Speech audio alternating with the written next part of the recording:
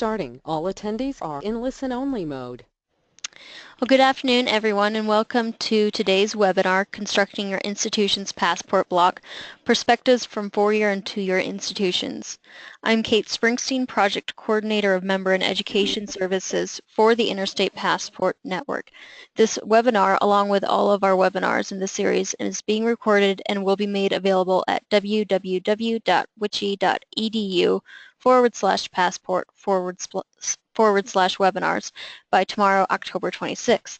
If you have questions throughout the webinar, please type your question into the question box on the GoToWebinar panel and it will be brought to the presenter's attention. Following this webinar, I will be sending out an email with information on where to find the recording of this webinar, as well as a link to a survey which we would very much appreciate if you would fill out. I'm delighted to introduce you to our presenters for today's webinar, Carrie Brown-Herbst and Tom Steen. Tom is the past Director of Essential Studies at the University of North Dakota's program in General Education.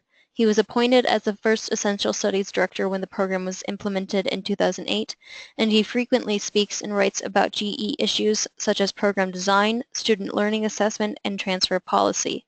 Tom is also the Passport State Facilitator for the state of North Dakota. Carrie is the Director for the Center for Teaching and Learning at Laramie County Community College in Cheyenne, Wyoming. Her responsibilities include faculty development and support and student learning assessment. Carrie currently serves as faculty representative to the LCCC Foundation Board and is also a member of the peer review corps of the Higher Learning Commission. Like Tom, Carrie is also a Passport State Facilitator. She serves as the Passport State Facilitator for the state of Wyoming. Welcome, Tom and Carrie. Hi, everybody. Thanks for joining us today. Carrie and Kate and I want today's webinar to be as helpful and as informative as possible. We're guessing that most of you are either in the process of developing a passport block or very recently finished it or are getting ready to do that soon. So we're trying to be as practical as we can. We're going to look at a little background work, just a little to start with, at what the passport block is and then how does it fit into the passport. And then we'll look at the key elements and focus most of the time on the process that an institution would go about making their block, and remembering that some of us are 2-year institutions, some of us are 4 years, and some are state systems.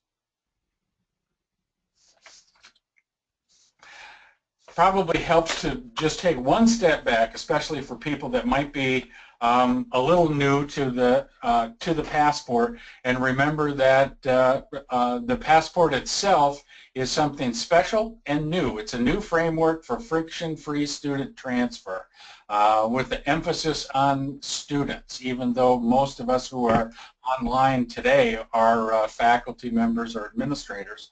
But students are the key player in the passport. Passport's got some different functions, and they are all in play. The passport functions as a network of faculty and staff for all of the members who will be able to collaborate together to be able to make that framework happen. For campuses that are in the middle of revising their Gen Ed program, the Passport can provide some curriculum support, especially for campuses that are moving toward developing learning outcomes as the heart of their Gen Ed program, like so many campuses are. Passport can also be seen as an articulation agreement, especially one that focuses on lower division general education, and it unusually has a transfer success check system built in. Most articulation agreements, in fact all articulation agreements up to now, don't follow the students once they transfer. The Passport does, and in doing so focuses on helping students be successful as they move forward to graduation. The bottom line for the Passport is reducing unnecessary repetition of academic work, especially after students transfer. And what will that do? Well, it'll do the things that we are hoping to focus in on in higher education. Some of the big big problems and big issues that we're trying to work with. Improve graduation rates, shorten the time to degree, and in doing so save students and their parents some hard-earned money as they move faster toward graduation. I think the thing to pay attention to for all of us, and that's true in building the Passport block, is that we're focusing on student learning as a measure of student success. The Passport itself has 6 different components or key parts. We're going to zero in on part number 4, the Passport block, but I think it's good to remember as a kind of an orientation that the Passport's built on lower division learning areas, which come from the LEAP outcomes, LEAP Liberal Education and America's Promise from the AAC&U project, started in the late 90s and continued in the 2000s. Then the Passport learning outcomes, what students will actually know and be able to do, are built on those learning areas. And along with that, the Passport has assessment tools for faculty to be able to use in each of the learning areas. We're calling those proficiency criteria, and they have been developed by faculty groups over the last couple of years as part of the Passport development. They are in place now, and they're available on the website. The Passport block is, as we said, what we'll zero in on today, and we'll talk more about that in a minute. The other components are the tracking system, which is developed by registrars and institutional researchers. That's also in place and will be developed by the National Student Clearinghouse very, very soon. In fact, that'll roll out the end of this month or the early part of November. And then the final component was the application memorandum of agreement for member institutions or systems to be able to join the Passport and so on. As we said, we'll zero in on the block for today. The Passport, as most of you know if you're a Passport veteran, is built on the 9 general education learning areas. There are sort of 3 categories that those fall into. The first are the foundational skills: oral communication, written communication, quantitative literacy. There are 4 knowledge-based areas, and those are the human society and the individual, human cultures, natural sciences, creative expression, and then finally there are 2 cross-cutting skills: critical thinking, teamwork, and value systems. And those, as we said, have been developed by faculty members over the last few years of the Passport project. We can look at the Passport components, especially the Passport block and the learning outcomes, as sort of hand-in-glove kinds of things. The Passport block itself will be developed by each member campus or system, and they will fit their Passport block into their own general education program and their state transfer policy. At the same time, the Memorandum of Understanding and joining the Passport network will mean that we will use the all 9 general education learning areas as the common framework for lower division transfer. And so those 9 learning areas will be shared by all members of the Passport network, and they'll be congruent with each campus's or system's general education program. The block itself, the heart of what we'll zero in on today, is the curriculum map, in a sense, for the Passport. So each institution will chart what courses and learning experiences will be the home base for the 9 learning areas. In a sense, they will be the learning homes for the Passport learning outcomes. The courses and other learning experiences can be part of that. Most campuses or most of the institutions are using courses, and courses will make up the bulk of most Passport blocks, but a Passport block could include some non-course learning experiences such as electronic portfolios, program design assessments, extracurricular activities that are assessed. And this may be a good time to mention the Passport has a variety of support to help campuses at different stages of the work. Today's webinar would be one example of those. There's also a faculty handbook for constructing your institution's Passport block, and that's on the website under information resources, subheaded faculty resources, and you'll find the handbook there if you haven't found it already. To be part of the block, each of the courses or learning experiences have two primary factors, and this will be key factors as Passport block building teams work. They'll want to make sure that each course or learning experience matches up with the learning outcomes in the area that particular course or learning experience is designated for.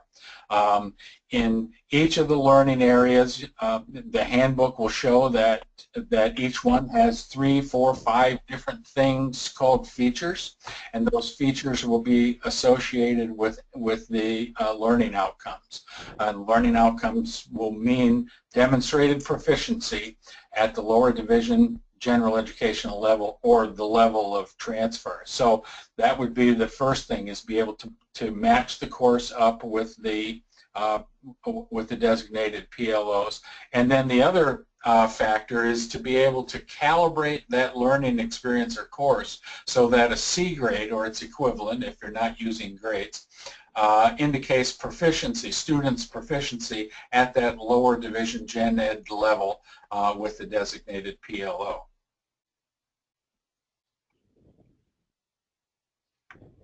We're going to shift now, and Carrie's going to take you through some examples of actual Passport blocks, and then we'll come back to the Passport block process. Carrie. Thanks, Tom. Well done. Kate, I'm wondering if this might be a good point to pause and see if we've got any questions yet from attendees. Sure. We can pause for a moment. If you do have any questions right now, please type them into the questions box on your GoToWebinar panel. We'll give you guys just a minute to type them in.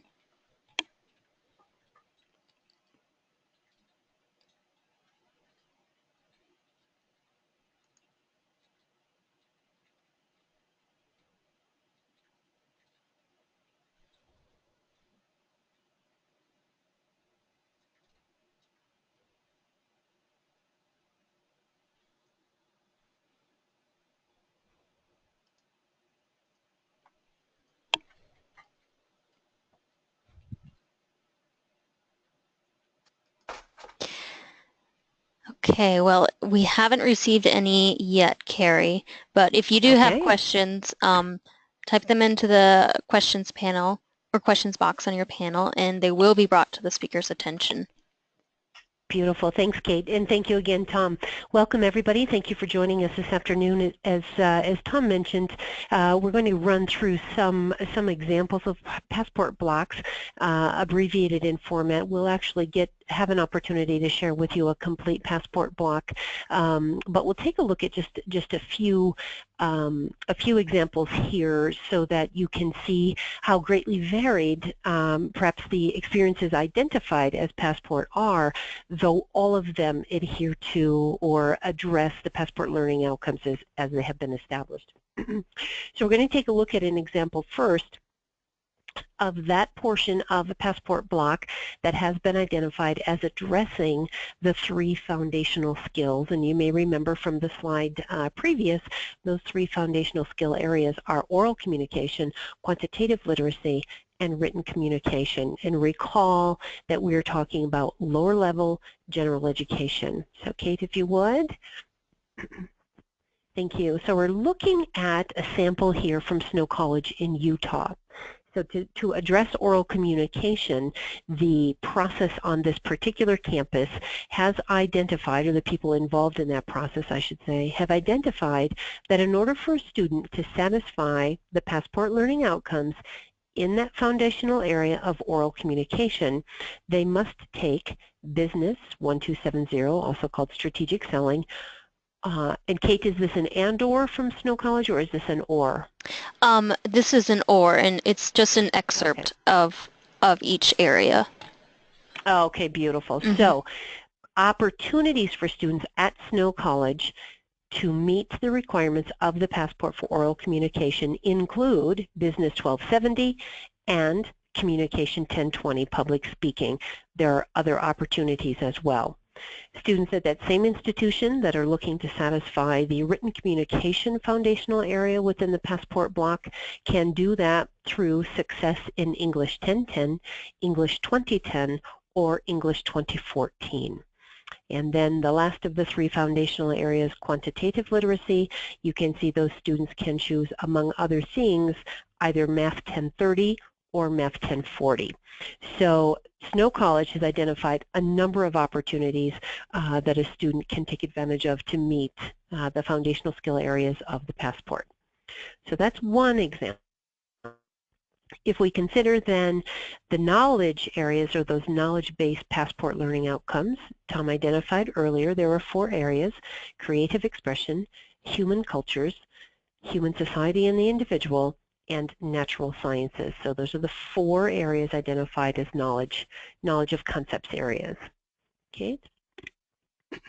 And so coming from the University of Hawaii at West Oahu, we can say that again students have a number of choices they can choose to satisfy the Passport learning outcomes in these 4 knowledge of concepts areas. So under creative expression, we see students who are successful in Art 107D or English 273 have satisfied the Passport learning outcomes for creative expression. In human cultures, we can see History 151, History 241, or History 294 all satisfy the requirements for human cultures. Moving to the right, human society and the individual, Anthropology 151 or Poli-Sci 110, both satisfy the requirement. And in the last of the 4 areas, natural sciences, we have Biology 100 or BIOC, not sure what that prefix represents, but BIOC 141, must be biochemistry actually, looking at the title, or Biology 101L, Biology and Society Lab. So again, the Passport provides a wide array of options, all of which have been determined by the institution to satisfy the Passport learning outcomes for the area under which they're categorized. And Kate, our third example, I'm getting an echo and I'm not sure where that's coming from. I'll continue here. Cross-cutting skills, we know we have 2 areas: critical thinking, teamwork and value systems. And so if we want to take a look at this third example, this is coming from the South Dakota University system. We can see that they have identified four options under critical thinking.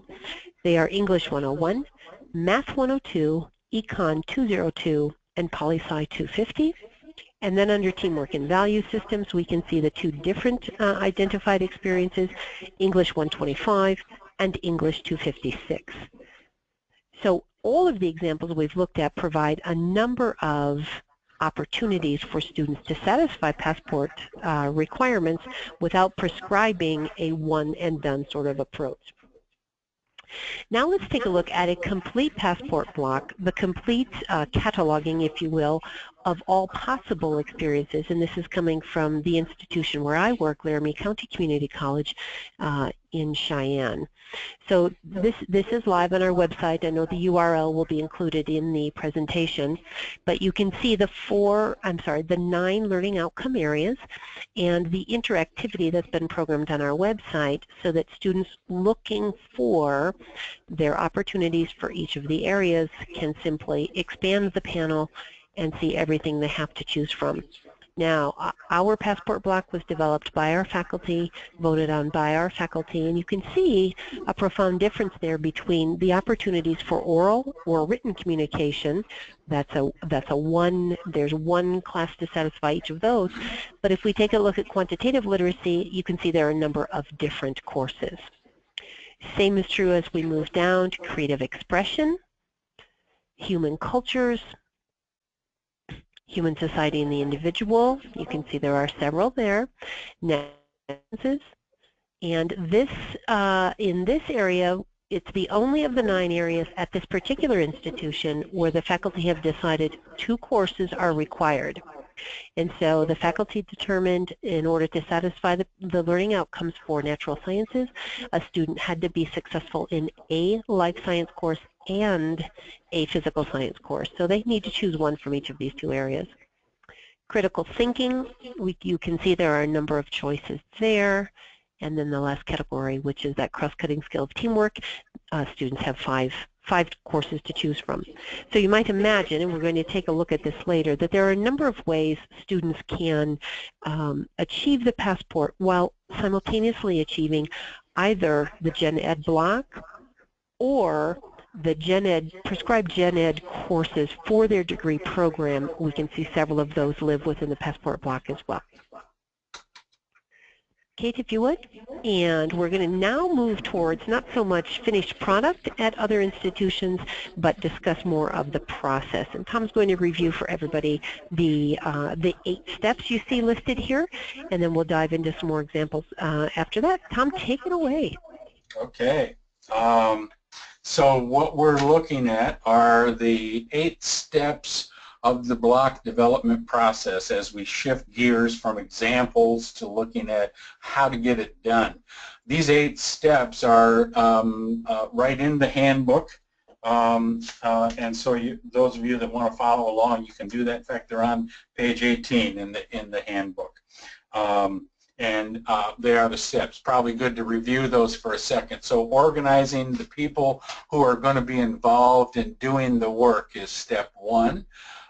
Very early on, the team will want to review the 9 learning areas and especially note the different features for each of the areas and the learning outcomes that go along with each one and familiarize themselves with that.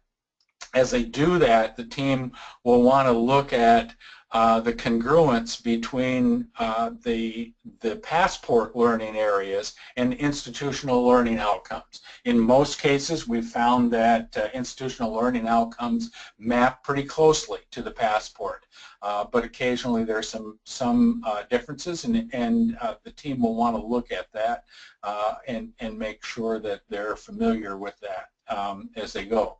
The heart of the Passport block work is in steps 4 and 5, identifying where the learning outcomes are found on campus or in the system, and particularly at that lower division transfer level. I know we've said that several times, but that's a key element. And when I say where, we mean the courses and learning experiences, just like you saw in the examples that Carrie took us through a minute ago. As the team moves on and looks where the PLOs or where the learning areas are developed on your particular institution or system, you'll want to be developing a list of courses and learning experiences that fulfill each of those 9 Passport learning areas. And so those 2 steps, 4 and 5, are the ones that really become the heart and soul of the work in developing a block. Once a draft block is developed, it'll be important to figure out what the approval is, and of course that will vary from campus to campus or from system to system. Some cases it'll be a large group, some cases a smaller group. In either case, that will be important. And either along the way or at the end of the process, sharing that draft with the registrar will be really important. Many registrars want to look at the possibility of keying the block to their degree audit system, and they'll sure want to be able to link it to their student information vehicles that they have.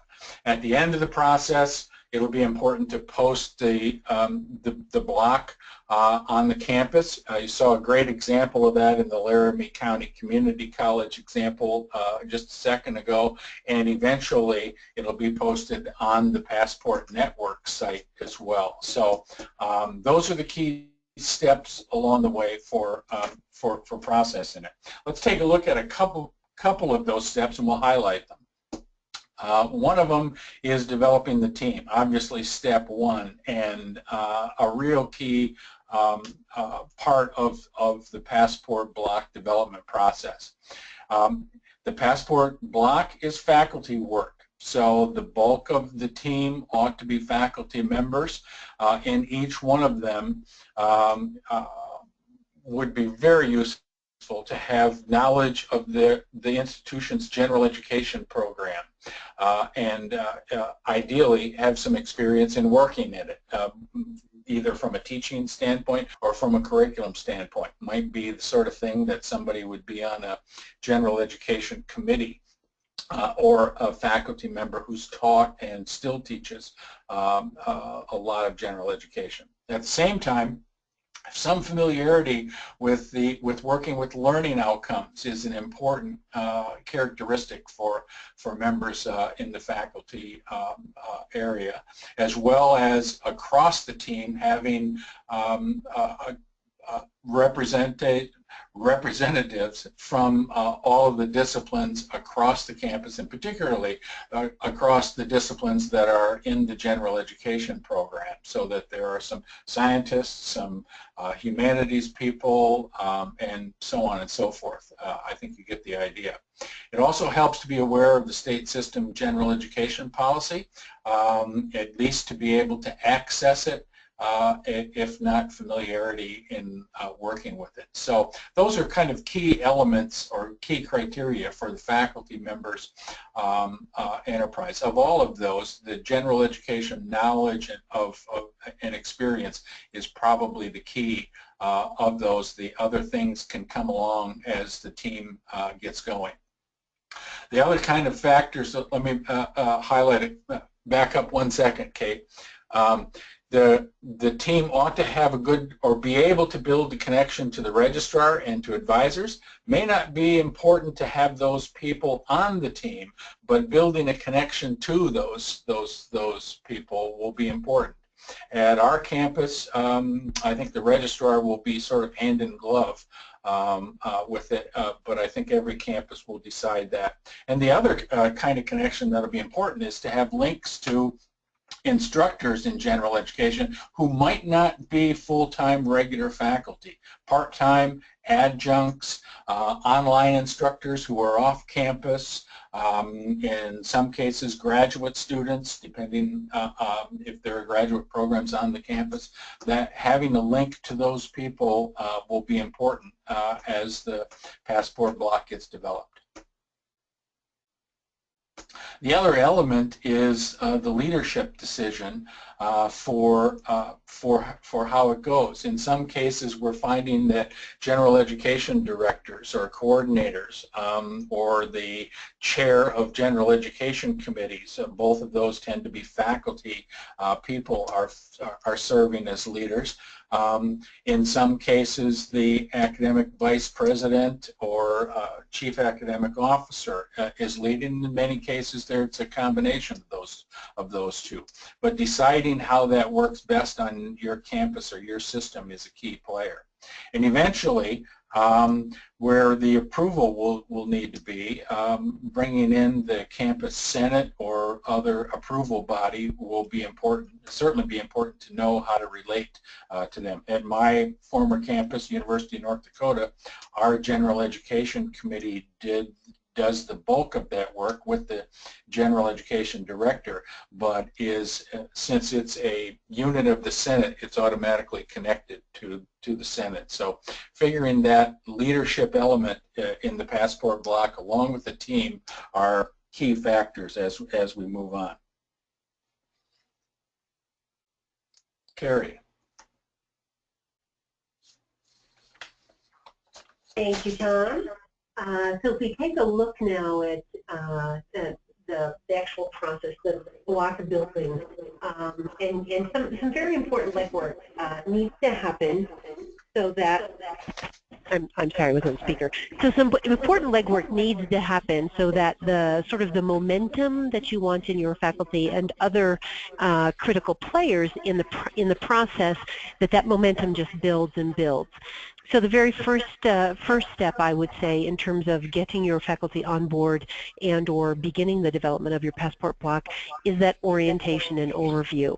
The reviewing of the Passport learning outcomes, the sharing of the important data that lies behind the development of the Passport, and by that I mean the nationwide data that's been developed in terms of how long it takes students to get to through our institutions, time to degree for transfer students when compared with an institution's native students, those kinds of things. So that development of, or building the case, if you will, for why Passport.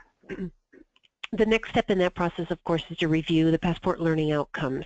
Again, they're on the Passport site, they're within the faculty handbook, and this review is to be done for familiarity, not for input.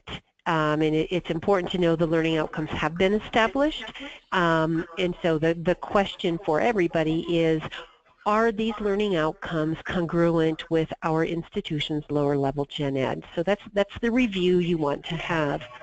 And of course that will involve what you see there on step number 3, a considerable check of the general education program, whether it's one that you adhere to as a state or as part of the system, or whether it's the one that you've developed particular to your own campus. It's important to remember the learning outcomes are meant to be lower level general education, and so of course it's that gen ed block of courses or the gen ed program where we're most likely to find the learning experiences that will match the learning outcomes. Another piece of that puzzle, of course, are the transfer agreements in place. That's an important check in terms of what is the status of students transferring out and transferring into your institution. What sort of agreements are already in place? How could they support and or enhance the Passport, and vice versa as well. The next step, step number 5, as you see on your screen, is to look for that obvious match between the Passport learning outcomes and those learning experiences embedded in the gen ed program at your institution. Finally, to develop and draft the block, share it widely to all those important stakeholders who will be working with it, and then of course to ask for, accept, and embed the feedback received in that process so that it truly becomes the block of courses that the important stakeholders believe it should be. So thank you, Kate, if you would. Let's take a look at how that plays out. Remember, it's important that the Passport block, as you saw on the examples previously, is not likely to be a prescribed set of 9 learning experiences. It's likely to be something that's filled with choice and that can be found in many of the academic pathways already in existence at your institution. Also, the Passport offers that entry point and in the end a celebratory milestone for your students who are coming in and are undecided. So it sort of changes that whole conversation about where is a good place to start. The Passport provides not only an excellent starting point, it also provides the opportunity to go elsewhere should that be determined as the best course of action for a particular student. So it's sort of one step more than let's just get some credits out of the way. It's intentional decisions to align gen ed and open doors as that student becomes more familiar with in fact the path they want to take. Finally, because we know that students come to us and change their pathways a number of times, and that we're not going to put a stop to that, it's important that the Passport block be able to accommodate that. So a change in pathway should not affect change in passport progress. Kate, if you would move. Thank you. So let's take a look here. This is also coming from Laramie County Community College. And we can see, thank you, Kate. So we can see one of many options for our students pursuing an associate's degree in health sciences. So at Laramie County Community College, what generally happens is the general education courses are taken, and then there's an application process into program, and then that core work begins. So what you're seeing on the screen now is one pathway to Passport, one option for students who are in any of those health sciences programs. The colors represent different semesters, and again, this is one of several options. So as you can see over there in oral communication, this particular path through the Passport shows Communication 2010 is the oral communication credit, if you will, or oral communication experience, learning experience that meets oral communication. But notice where the other yellow appears under creative expression. So in this particular option, the student is meeting general education requirements for the institution and is also, through one learning experience, this COM 2010, is also meeting the requirements for 2 of the Passport areas. That's in one semester. Then if we zoom in on where that blue is, this could possibly be second semester, could be first semester, and we can see all of the options there in blue. So for written communication with English 1010, that piece is taken care of. We can see that there are 2 options there for quantitative literacy, Math 980 and Math 1380, or just Math 1400. And then jumping over into the sciences, we can see Biology 1010 in the same semester, not only meeting the life sciences requirement under natural science, but also in the same course, meeting the requirements for the critical thinking category. Rounding out that semester is our College Success course, COLS 1000 College Success. So this student in this particular blue-colored semester has taken care of 5 of the Passport learning areas and through only 4 courses. Then if we move to the green, we can see we're getting human cultures and human society and the individual, both with the same learning experience, and that is Economics 1000.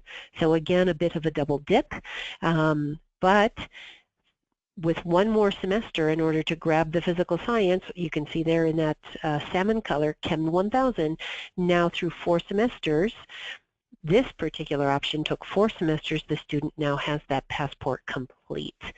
Transfer doors are wide open. Notice it's not 9 distinct learning experiences, but all of them, of course, live within that collection of experiences that our faculty have determined are our Passport experiences.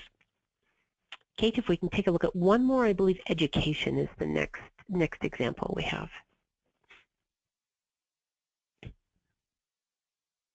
So this example is going to look at a possibility for our Associate of Arts in Education.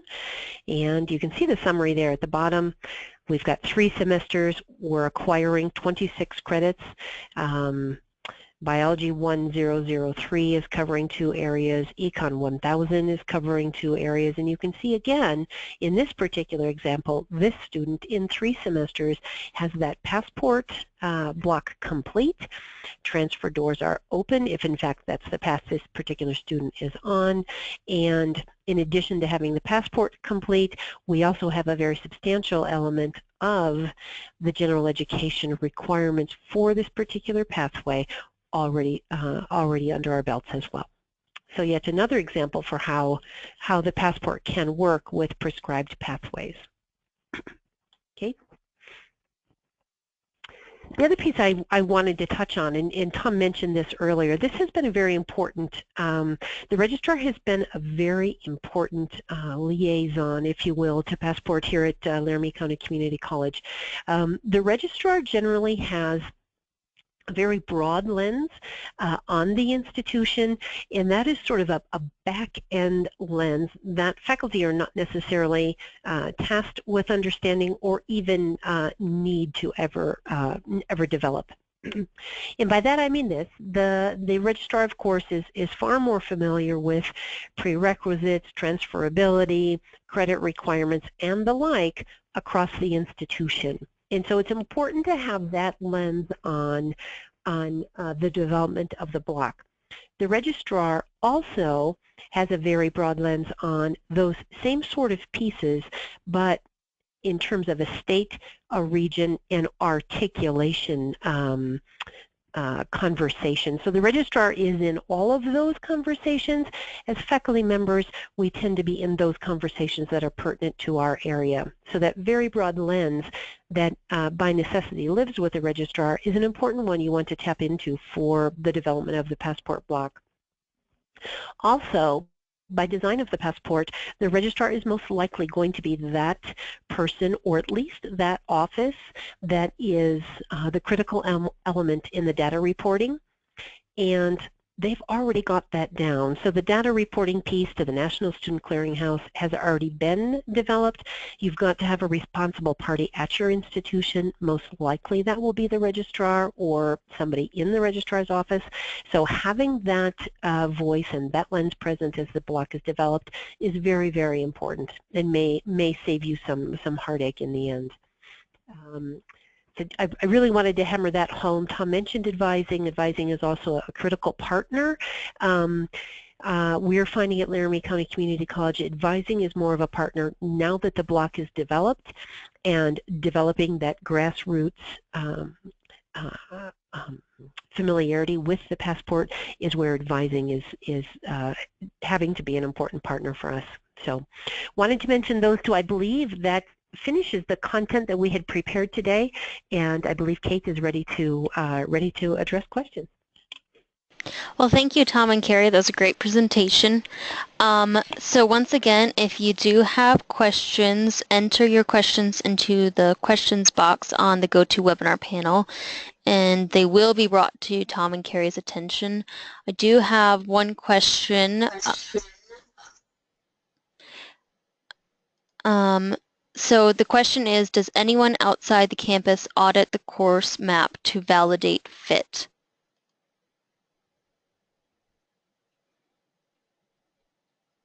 Tom, I think I'll try to jump into that. Yeah, I think, Kate, you asked about somebody outside of an institution. Is that correct? Let's see. Sorry, I need to pull that question back up again. Mm-hmm. Yes. Does anyone outside the campus audit the course map to validate fit? And actually, it may be important that we hear from Pat on this in terms of that accountability piece that all institutions are part of. But I did want to say, and I should have said this earlier, at our institution at Laramie County Community College, once we had a draft of the block, we continued to sort of vet that block internally. And I know the question is about external, but I want to be sure to make this point.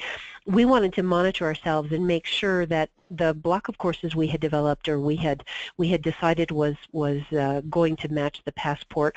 We wanted to make sure that we had something holding us accountable to that. And by that I mean this: once the faculty developed this long laundry list of possible courses, we then went back to our curricular documents, so those documents that lay out for each course, regardless of modality and regardless of instructor, what those learning outcomes are. And we wanted to confirm for ourselves that while we thought they were good matches for a Passport, we could substantiate that with the documentation that was guiding the course. So through that process, we weeded out a number of experiences that faculty thought were good matches. If we could not see that we have that accountability piece in check, we did not include that in our Passport block. Now we know that there's a data reporting piece that all Passport institutions commit to by joining the project, and that the data and the tracking, the student tracking piece is quite clearly defined. Kate, do you want to touch base on that as an answer to this question?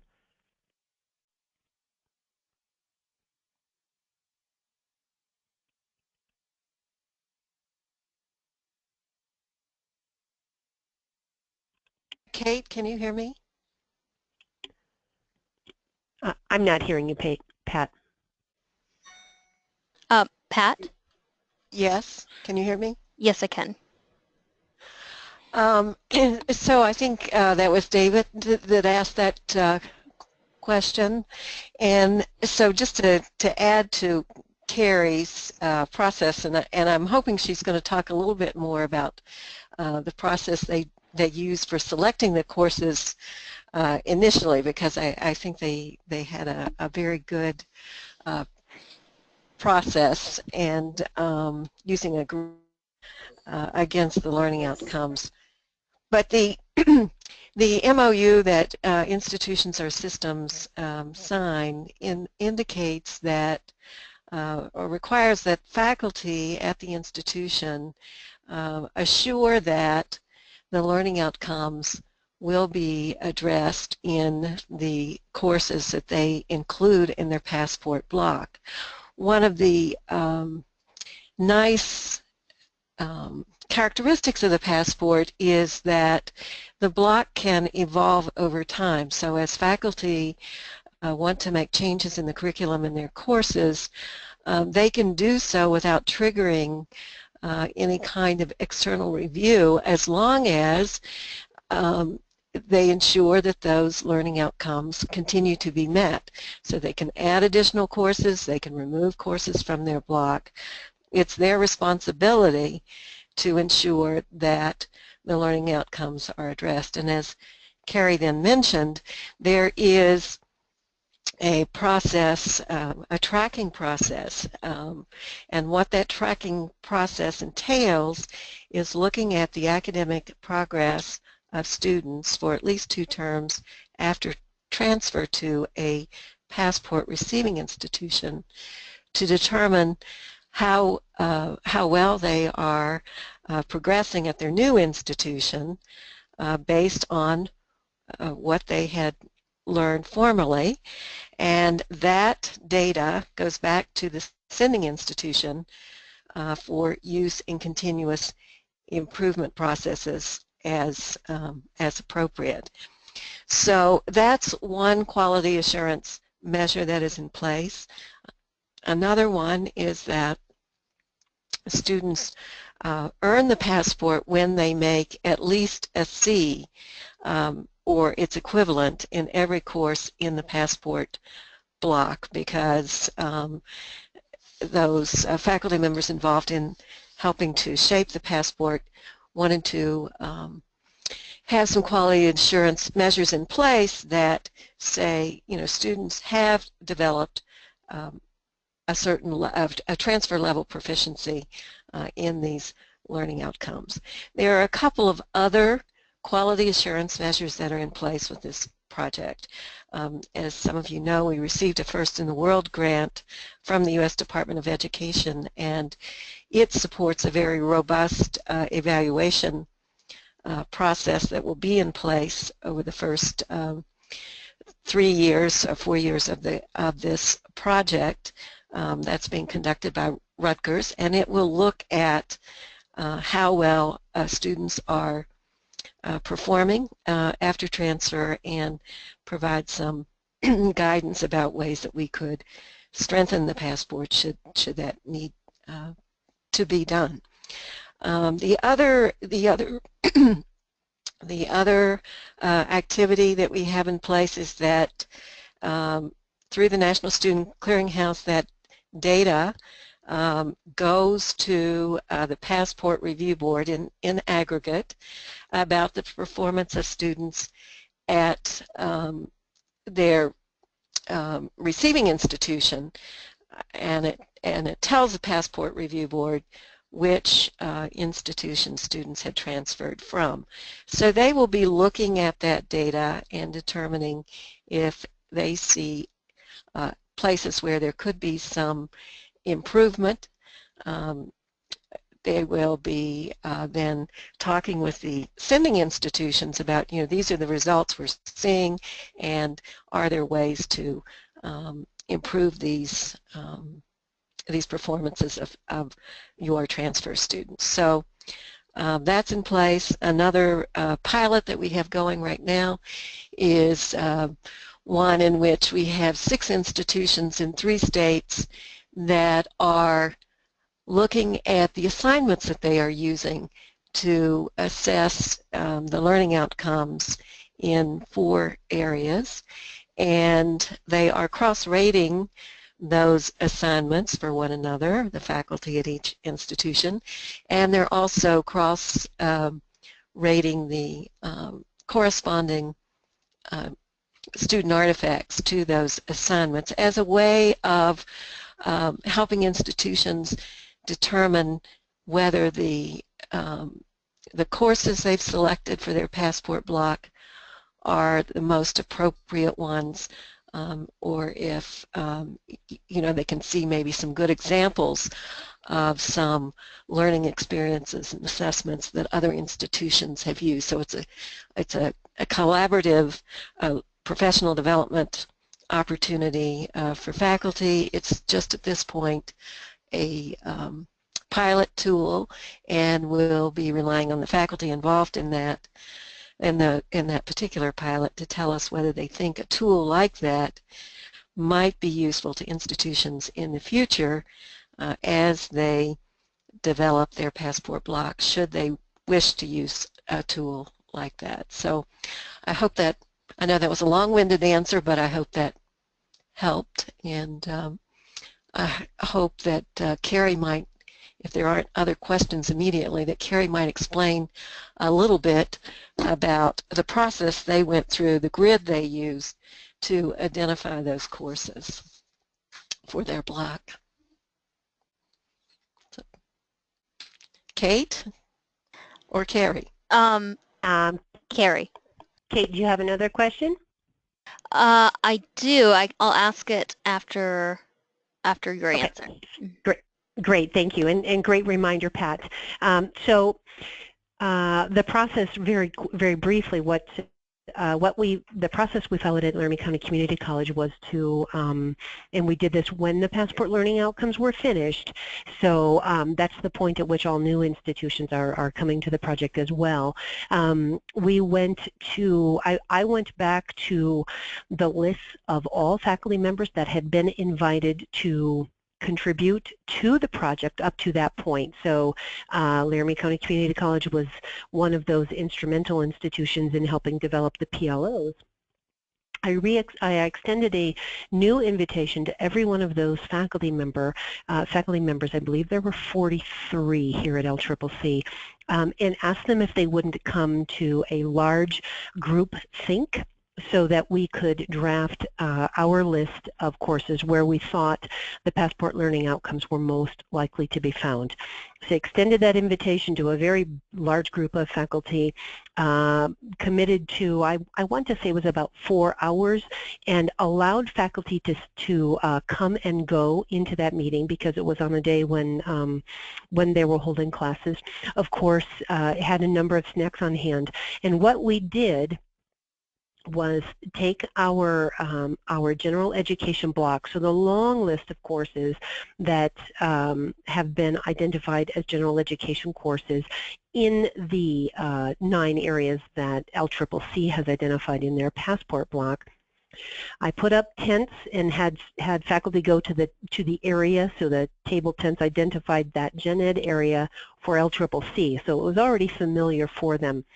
So they went to the table that was going to look within a given portion of the gen ed block, and just had them go through that list, talk about courses they teach, what they knew about other courses, and had them brainstorm the list of classes they thought were most likely to match the Passport learning outcomes.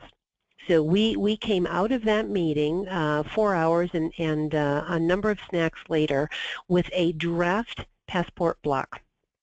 And again, as I mentioned earlier, it was important to make sure we had that check and balance. So I went back then to our cataloged curricular documents, the foundational documents for all of the courses in our catalog, and looked for that direct match. I wanted to make sure that if LCCC was saying a given course was a suitable learning experience for any of the 9 Passport learning Passport areas, that we knew at LCCC what that meant, and that we had thoroughly looked for and agreed to that alignment.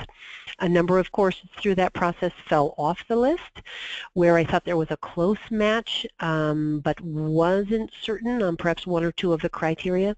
I reached out to the faculty teaching that course. In many instances, they reached back and said, oh, absolutely, I can tell you that this course addresses that particular criteria in this way. In other circumstances, faculty reached back and said, absolutely not. We don't touch criteria A or B. And so in that way, some courses fell off of our list. Once I had completed that entire process, we had what we thought was our block, shared it again with the faculty, offered an opportunity to add more or remove courses, and that's how we arrived at where we were. So a number of different eyes, I should have said too, at that very large meeting. Both the registrar and the director of advising were present to answer questions, to bounce ideas off of, and so it was a fairly high energy, long but productive meeting for us, and that's how we arrived at our courses.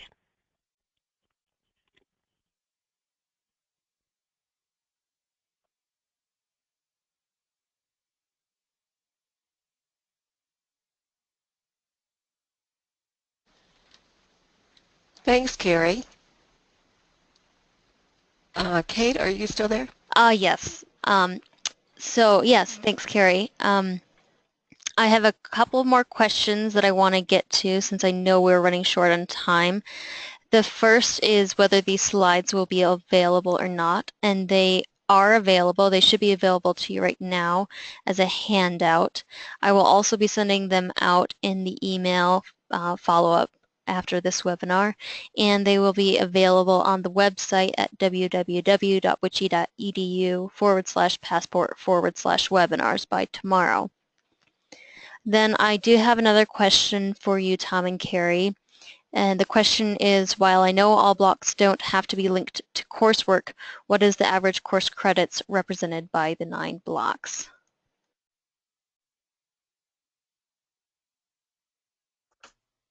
I think that varies for the schools that I've been working with in North Dakota, so I don't think that there is a hard and fast answer. The Passport block will be developed. I think it also has to do with how much a campus allows their block to double dip. Carrie just showed a good example of that. Carrie, what about at LCCC? Thanks, Tom. And at LCCC, it's really going to be dependent on how much of that double dip is going on. So the 2 pathways that we showed, education and health sciences, I think education was 26, but that was one of many options for education. Health sciences, I want to say, was 29. I may be off on that. But again, one example. So I think as we begin to transcript our Passport, and as we begin to gather that data through the National Student Clearinghouse, we will start to see, you know, those numbers perhaps either leveling out, or will at the very least have a very good indication of what that number of credits is that students are acquiring. Pat, did you have anything else to add to that? I can. Thanks, Kate. I can just say that early on, when campuses were looking at this, now they hadn't actually constructed their block in some cases, so that may vary, but most of them anticipated that the blocks would be just a little bit higher than what Carrie's talking about now, and more likely to be somewhere in the area of 30 to 39. I will say, sort of to build on what Carrie's saying though, in many cases it depends upon the choices the student makes, because they have a menu of options of courses to take, some at for their pathway, which maybe they have to take 2 courses to cover all the learning outcomes in a particular area, whereas for another pathway they might choose a course that covers all of them at once. So it really, as Tom says, it really will vary somewhat. All right. Well, thank you very much. So to wrap up, we do have resources available for you. I'll be sending out those slides that Carrie and Tom presented on today. And then if you do check out the Passport website at www.wiche.edu/passport, you will be able to find the Constructing Your Institution's Passport block. There was also a link to this faculty handbook embedded in these slides. If you would like to contact us, our email addresses are at the bottom of this slide. And we are going to be continuing on with our webinar series. The next webinar is actually tomorrow. Tom Kraybacker and Patty Flatt will be presenting on developing the Passport learning outcomes and proficiency criteria for the natural sciences. And then in mid-November, Michael Phillips and Paul Wickline will be presenting on developing the PLOs and PC for creative expression.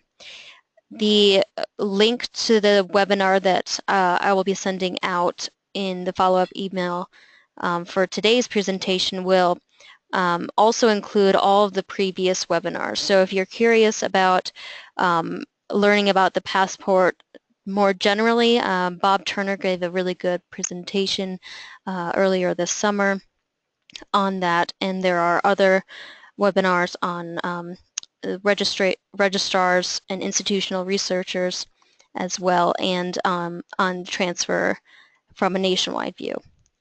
So I want to thank Tom and Carrie again for presenting today's webinar, and thank everybody for participating in today's webinar. I hope you have a great rest of your day.